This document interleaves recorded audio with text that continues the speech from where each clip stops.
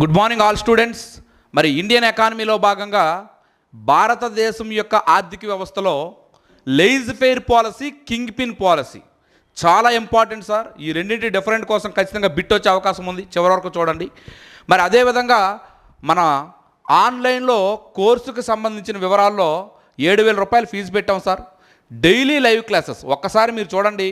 బయట యాప్లు అన్ని రికార్డింగ్ ఉంటాయి తప్ప డైలీ లైవ్ క్లాసులు ఉండవు. ఒక షెడ్యూల్ ఇస్తాం, షెడ్యూల్ టైంకి రోజు ప్రజెంట్ అయితే 4 to 5 అవర్స్ క్లాసులు అవుతున్నాయి.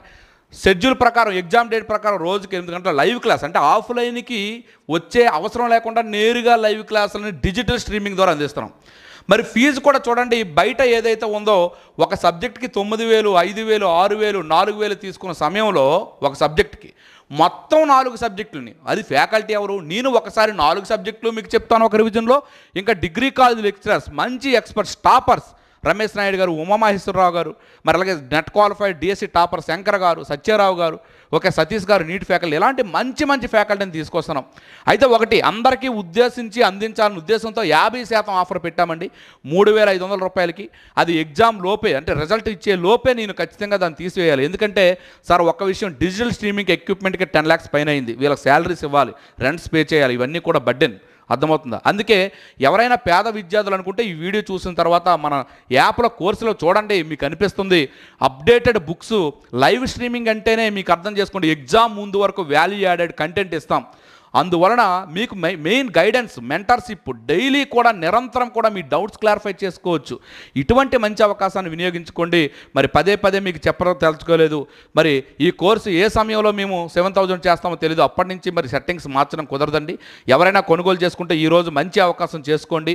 మరి త్వరలో మనకి మొత్తం టీంతో ఒక షెడ్యూల్ కూడా ఇస్తాను. ప్రజెంట్ రమేష్ నాయుడు గారిది, నా షెడ్యూల్, శంకర్ సార్ షెడ్యూల్ అవుతున్నాయి.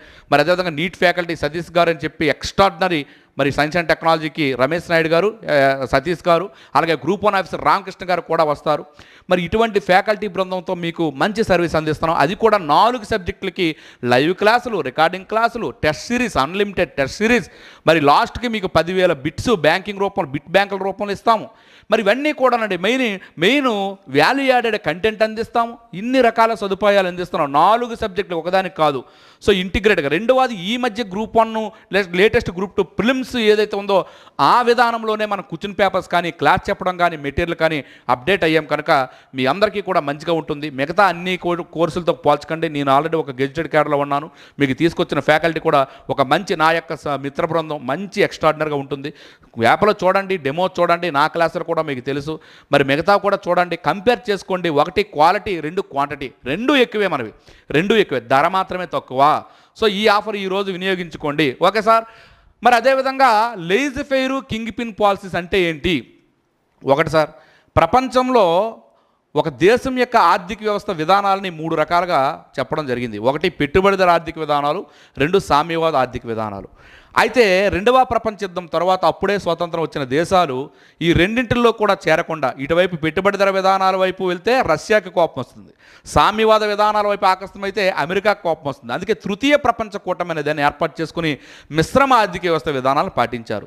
అయితే ఈ లెయిజ్ ఫెయిర్ ఏంటి, కింగ్ పిన్ పాలసీ ఏంటి, దానికి సంబంధం ఏంటో ఈ క్లాసులో చెప్తాను, చాలా జాగ్రత్తగా వినండి. ఓకేనండి సార్. లెయిజ్ ఫెయిర్ అంటే వ్యాపారం చేసుకోవడంలో అపరిమితమైన స్వేచ్ఛ, ఇంకెంత అంత కాదు, లాభార్జన ధ్యేయం. మెయిన్గా పెట్టుబడిదారు దేశాలు ఏవైతే ఉన్నాయో ఈ పెట్టుబడిదారు దేశాల ఆర్థిక వ్యవస్థ అంతా కూడా లెయిజ్ ఫెయిర్ విధానంలో భాగంగా జరుగుతుంది. ఎందుకు సార్ అంటే వీళ్ళు లాభార్జన ధ్యేయం, ఆ దేశం నుండే ప్రజలు వ్యాపారం చేసి వృద్ధి పదంలో నడిపించి ఆ దేశాన్ని వృద్ధిలో ముందుగా ఉంచాలనేదే వారి ఆలోచన. అయితే ఈ భావన 1776లో ఆడమ్ స్మిత్ గారు వెల్త్ ఆఫ్ నేషన్స్ అనే గ్రంథం రాసి ఆ గ్రంథంలో భాగంగా లెయిజ్ ఫెయిర్ పాలసీ కోసం వివరించారు ఆడమ్ స్మిత్. ఇతనే అర్థశాస్త్ర పితామహుడు, ఇంగ్లాండ్ దేశం అండి. ఇతను తీసుకొచ్చిన విధానమే లెయిజ్ ఫెయిర్ విధానం అంటాము. లెయిజ్ ఫెయిర్ విధానం. ఓకే, లెయిజ్ ఫెయిర్ విధానం అంటే ప్రపంచంలో పెట్టుబడిదారు దేశం, క్యాపిటలిస్ట్ గల దేశాలన్నీ కూడా వాళ్ళు లాభార్జన ధ్యేయంతో ధరల యంత్రాంగం ఒక అదృశ్య హస్తంగా, అంటే అవి ఎలా వస్తాయో తెలియదు. ఇప్పుడు స్టాక్ మార్కెట్లో మీరు షేర్ పెట్టండి, అది ఎంత అదృశ్యస్తంగా పెరిగిపోతుంది మనకి. సో ఇలా ధరల యంత్రాంగంలో అదృశ్యస్తంగా లాభాలు అనేవి పెరిగిపోయి ఆ దేశ సంపద పెరుగుతుంది. అదే లేజ్ ఫెయిర్. మరి భారతదేశంలో బ్రిటిష్ వారు పరిపాలించినప్పుడు 1813 సంవత్సరంలో భారతదేశంలో ఈస్ట్ ఇండియా కంపెనీ వచ్చిన తర్వాత బ్రిటిష్ దేశస్తులు ఎవరైనా స్వేచ్ఛగా మరి లేజ్ ఫెయిర్ పాలసీ వచ్చేసరికి భారతదేశంలో ఎప్పుడు వచ్చిందంటే, మన దేశాన్ని బ్రిటిష్ వారు పరిపాలించేటప్పుడు 1858 వరకు కూడా ఈస్ట్ ఇండియా కంపెనీ పరిపాలించిందండి. ఆ దేశం ఇంగ్లాండ్ దేశం వ్యక్తులను ఇక్కడికి స్వేచ్ఛగా వచ్చే విధంగా చేసేది కాదు. అందుకని 1813లో ఈ యొక్క భారతదేశంలో బ్రిటిష్ ప్రజలు ఎవరైనా వ్యాపారం స్వేచ్ఛగా చేసుకోవచ్చు అని చెప్పేసి ఈ యొక్క 1813లో లేజ్ ఫెయిర్ విధానాన్ని భారతదేశంలో తొలిసారిగా తీసుకొని రావడం జరిగింది. అయితే మన దేశానికి స్వతంత్రం వచ్చిన తర్వాత ప్రధానమైన నెహ్రూ గారు పూర్తిగా రష్యా దేశానికి అనుకూలమైన స్టాలిన్ విధానాలు, రష్యా దేశం అనుకూలమైన ఒక సామ్యవాది. అతనికి బిరుదు కూడా కమ్యూనిస్ట్ సిద్ధాంతాల పూజారని. అయితే రెండవ ప్రపంచ యుద్ధం తర్వాత ప్రచ్ఛన్న యుద్ధం, కోల్డ్ వార్లో ఇటువైపు అమెరికా ఇటువైపు రష్యా ఒక కోల్డ్ వార్ చేసుకున్న సమయంలో మనం రష్యా వైపు వెళ్తే అమెరికా కన్నెర్ర చేస్తుందనే ఉద్దేశంతో తప్ప మిశ్రమ ఆర్థిక వ్యవస్థను మనకి తీసుకోవడానికి ఇష్టం లేదు. మనం పూర్తిగా సామ్యవాద భావాలు గల వ్యవస్థలోనే మనం ఆ సామ్యవాద భావాలు గల వ్యవస్థలో పేదరిక నిర్మూలన, ఉపాధి అవకాశాలు కల్పించడం, ఆదాయ అసమానతలు రూపుమాపడం, దేశంలో సంపద అందరికీ చెందేలా చేయడమే ఈ విధానాలు. అయితే నెహ్రూ గారు ఏం చేశారు, ఈ యొక్క పంచవర్ష ప్రణాళికను ప్రవేశపెట్టి 1950 నుంచి 1990 మధ్య భారతదేశంలో పూర్తి స్థాయిలో ప్రభుత్వ ఆధ్వర్యంలోనే సంస్థలు పెట్టి ప్రభుత్వ ఆధ్వర్యమే మోనోపోలి మరి 1956 పారిశ్రామిక తీర్మానాన్ని ఆర్థిక రాజ్యాంగంగా ప్రకటించి తీసుకొచ్చిన విధానాలు ఈ king pin policy. Kingpin policy అంటే ఏం లేదు సార్, ప్రభుత్వమే రాజులా వ్యవహరించి దేశంలో ఆదాయ అసమానతలు రూపుమాపడానికి, పేదరిక నిర్మూలన కోసం, ఈ సంపద అందరికీ పంచేలా చేయడం కోసం తీసుకొచ్చిన ఎల్పిక్యూ పాలసీనే మనం కింగ్ పిన్ పాలసీ అంటాం. License raj, permission raj, quota raj. అంటే సంపద కొద్ది మంది చేతుల్లో కేంద్రీకృతం కాకుండా ప్రైవేటీకరణని, విదేశీ రంగాన్ని నియంత్రిస్తూ దేశ సంపద ప్రజలందరికీ చేరేలా ప్రభుత్వం ఏదైతే మోనోపాలీగా గుత్తాధిపత్యాన్ని తీసుకున్నదో దానినే మనం కింగ్ పిన్ పాలసీ అంటాం.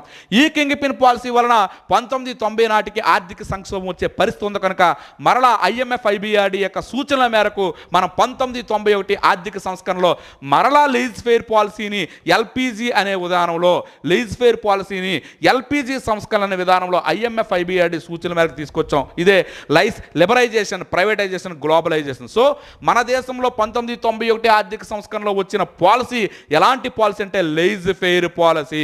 మన దేశంలో 1950 నుంచి 1990 మధ్యకి వచ్చిన ఈ పాలసీ LPQ. ఏ పాలసీ అంటే king pin policy. Okay, LPQ policy, kingpin policy, LPG policy, lease fair policy. అర్థమైందండి? సో ఈ యొక్క లీజ్ ఫెయిర్ అంటే వ్యాపారం స్వేచ్ఛగా నిర్వహించుకోవడం. ఇప్పుడు ఈ రోజు వచ్చిన ఈజీ ఆఫ్ డూయింగ్ బిజినెస్ కూడా ఒక లీజ్ ఫెయిర్ పాలసీ. ఒక ఏదైనా ఒక అనుమతి, పరిశ్రమ రంగంలో ఒక సంస్థను ఏర్పాటు చేసుకోవడానికి అనుమతి 21 రోజుల్లో ఇచ్చేయాలి. సో మరి ఆంధ్రప్రదేశ్లో ఇది 14 రోజులు ఉంది. ఇది లీజ్ ఫెయిర్ పాలసీ విధానాలు. ఒక వ్యాపారం చేసుకోవడానికి ఎటువంటి అడ్డంకులు లేక, రుణాలకి ఎటువంటి అడ్డంకులు లేక స్వేచ్ఛగా వ్యాపారం చేసుకునే విధానమే మనం లీజ్ ఫెయిర్ పాలసీ అంటాం. అలా కాకుండా ప్రభుత్వం దానిపైన మోనోపోలీగా వ్యవహరిస్తూ ప్రభుత్వం నియంత్రణలు ఉంచుతూ వీళ్ళు ఏం చేస్తున్నారు, వీళ్ళకి నియంత్రణలు ఎక్కువగా ఉంచుతూ పర్మిషన్ ఇవ్వడానికి, వాళ్ళకి లైసెన్స్ ఇవ్వడానికి ఎక్కువ రోజులు కాలయాపన చేస్తూ వాళ్ళపైన ప్రత్యేక నిఘా ఉంచుతూ ఈ యొక్క పారిశ్రామిక రంగానికి వ్యతిరేకంగా పరిశ్రమల రంగంలో ఈ యొక్క మోనోపోలీ ఎవరైతే ఉన్నారో వ్యక్తిగతంగా అభివృద్ధి చెందే వాళ్ళని నియంత్రించడానికి వచ్చినవే ఈ కింగ్ పిన్ పాలసీస్. అర్థమైందండి? లీజ్ ఫెయిర్ అంటే స్వేచ్ఛా విధానాలు, కింగ్ పిన్ పాలసీ అంటే ప్రభుత్వం యొక్క గుత్తాధిపత్యం, మోనోపోలీగా ప్రభుత్వం వ్యవహరిస్తూ నియంత్రించే విధానాలు. Okay sir. సో ఈ విధంగా ప్రతిదీ చిన్న చిన్న వీడియోస్ అంటే గంట వీడియోలు నేను చేయగలనండి, కానీ ఎవరో చూడలేదు. డ్యూరేషన్ చూస్తే కంప్లీట్ వీడియో 4 నిమిషాలు 5 నిమిషాలు ఉంటుంది. అందుకే మీకు ఎక్కువ సమయం మీరు చూస్తే నేను వీడియో చేస్తాను. ఒక విషయం చెప్తాను సార్, మీరు మెంటర్షిప్లో జాయిన్ అవ్వండి, మీకు ఉద్యోగం చేసే బాధ్యతని తీసుకుంటాను. ఈరోజు ఆఫర్ ఉంది 50%. అది ఏ సమయంలో తీసేస్తానో తెలీదు. సో రమేష్ నాయుడు గారు S&T ఎక్సలెంట్. కానీ ఒక విషయం, ఎవరు చెప్పినా ఎవరు ఎంతగా బాగా చెప్పినప్పటికి కూడా నేను మాత్రం మిమ్మల్ని వదలను. నేను లైవ్లో ఒకసారి S&T మొత్తం, ఒకసారి పాలిటీ మొత్తం, ఒకసారి సైన్స్ అండ్ టెక్నాలజీ మొత్తం, ఎకానమీ ఎలాగనే చెప్తాను. ఈ విధంగా 4 సబ్జెక్టులు కూడా నన్ను మీరు దృష్టిలో పెట్టుకొని జాయిన్ అవ్వండి. మీకు న్యాయం చేస్తాం. మంచి స్టాండర్డ్ గల టెస్ట్ సిరీస్లు ఇస్తాం. రోజు ఈ టెస్ట్ సిరీస్లు కూడా ఏది పడితే అది డంపింగ్ చేసేము. ఈరోజు క్లాస్కి రేపు టెస్ట్ ఉంటుంది. ఇలా 10,000 వరకు బిట్ బ్యాంకులు కూడా మీకోసం తయారు చేస్తున్నాం. మీరు ఎంత సాటిస్ఫై అవుతారో మీకే చెప్తున్నాడు. మీరు జీవితంలో ఈ స్కోర్ కోర్సు తీసుకోవడం వల్ల ఎంత సక్సెస్గా వచ్చింది అనే ఫీలింగ్ ఇప్పుడు తీసుకున్న ప్రతి ఒక్కరు. సుమారు 1500 పైగా మన కోర్సు తీసుకున్న ఇప్పటికీ, ఒక ప్రిలిమ్స్ వాళ్ళు కాకుండా. సో ఈ కోర్సు తీసుకున్న వాళ్ళు ఎంత హ్యాపీగా ఫీల్ అవుతారో అనే విధం మీకే నచ్చుతుంది. అర్థమైందండి? ఎందుకంటే ఒక సిస్టమేటిక్గా ఉదయం నుంచి సాయంత్రం వరకు మీకోసం మేము కష్టపడుతున్నాం. ఉదయం నేను 4:30కు లేచి రాత్రి 11, 12 వరకు పడుకునే వరకు కూడా కంప్లీట్గా ఇదే డెడికేషన్ ఉంటాను. మెటీరియల్ తయారు చేయడం, క్లాసులు చెప్పడం, బిట్స్ తయారు చేసి మీకు పెట్టడం, ఎగ్జామ్స్ పెట్టడం, మీ యొక్క డౌట్స్ని క్లారిఫై చేయడం, ఇదే మా దినచర్య. అర్థమైందండి? ఇప్పుడు ఇంకా అద్భుతమైన డిగ్రీ కాలేజ్ లెక్చరర్స్, లెజెండరీ ఫ్యాకల్టీని, గ్రూప్ 1, గ్రూప్ 2 ఆఫీసర్లను కూడా మీకోసం తీసుకొచ్చి వాళ్ళ చదువుతూ కూడా క్లాసులు చెప్పిస్తున్నాను. నేను ప్లస్ ఈ విజేతలందరూ కలిపి మీరు విజేతలు అవ్వడానికి మేము సహకరిస్తాం. Okay sir?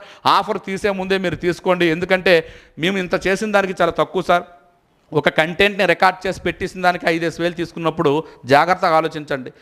ఎగ్జామ్ వరకు గైడెన్సు, మెంటర్షిప్, టెస్ట్ సిరీసు, 4 సబ్జెక్టులు, ఇంతగా ఈ డిజిటల్ ఎక్విప్మెంట్లో మీకు ఇవ్వడానికి అని చెప్పేసి ఎంత ఖర్చు అయింది, ఇవన్నీ మేము భరించి ఇస్తున్నాం. అది గుర్తుంచుకోండి. ఒక్కొక్క ఫ్యాకల్టీకి కూడా ఎన్యూమరేషన్ కూడా చాలా హైగా కూడా ఉంటుంది.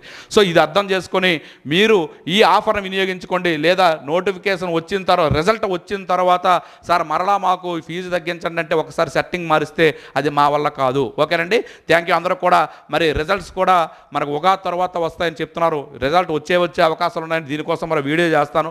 ఎందుకు జరిగింది అనేది కనుక్కొని మీకోసం వీడియో చేస్తాను. ఉగాది తర్వాత 80% రిజల్ట్స్ వచ్చేస్తాయి. మీరు ఇంకా ఎక్కువగా థింక్ చేయకండి. రిజల్ట్ ఈ 3 రోజులు సెలవండి. శుక్రవారం, శని, ఆది 3 రోజులు ఏపీఎస్సీ సెలవు కనుక మ్యాక్సిమం ఉగాది తర్వాత మనకి రిజల్ట్స్ ఇచ్చే అవకాశాలు ఉన్నాయి. నేను ఇంతకుముందు కూడా చెప్పాను, ఏప్రిల్ 14 లోపు ఖచ్చితంగా వస్తాయని. ఆ లోపే వస్తాయి, చూసుకోండి. Okay sir? Thank you.